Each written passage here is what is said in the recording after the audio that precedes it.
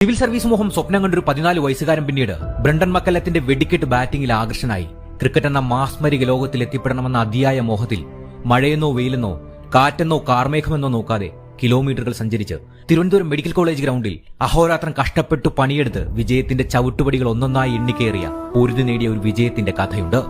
നീണ്ട 10 വർഷത്തെ കരിയറിൽ അയാൾ നേരിടാത്ത വിമർശനങ്ങളില്ല, കൂക്കിവിളികളില്ല, പരിഹാസ വാക്കുകളില്ല. വാട്ടർ ബോയ് എന്നും സ്ഥിരതയില്ലാത്തവനെന്നും വിളിച്ച് വിമർശകർ അയാളെ വളഞ്ഞിട്ട് ആക്രമിച്ചു. പക്ഷെ അവരൊന്നും മനസ്സിലാക്കാതെ പോയൊന്നുണ്ട്. സാമ്രാജ്യങ്ങൾ പടവെട്ടി പിടിച്ചെടുക്കാൻ ഇറങ്ങിത്തിരിച്ചവൻ അതൊന്നും കൊണ്ടങ്ങ് ഇല്ലാണ്ടായി പോകില്ലെന്ന്. എപ്പോഴും പറയുന്നത് പോലെ കഥ അവിടം കൊണ്ടും അവസാനിക്കുന്നില്ലല്ലോ. കാലം കാത്തുവച്ച കാവ്യനീതി കണക്കെ പിന്നീട് ലോകം സാക്ഷിയായത് സഞ്ജു വിശ്വനാഥ് സാംസൺ എന്ന സൂപ്പർമാന്റെ സർജിക്കൽ സ്ട്രൈക്കിനായിരുന്നു. T20 ക്രിക്കറ്റിൽ 2 മത്സരങ്ങളിൽ ഇന്ത്യക്കായി സെഞ്ചുറി നേടുന്ന ആദ്യ താരമെന്ന നേട്ടം മുതൽ രാജ്യാന്തര ക്രിക്കറ്റിൽ തുടർച്ചയായി സെഞ്ചുറി നേടുന്ന 4ാമനായും അയാൾ ചരിത്ര താളുകളിൽ തന്റെ ആധിപത്യം അടിച്ചുറപ്പിച്ചു.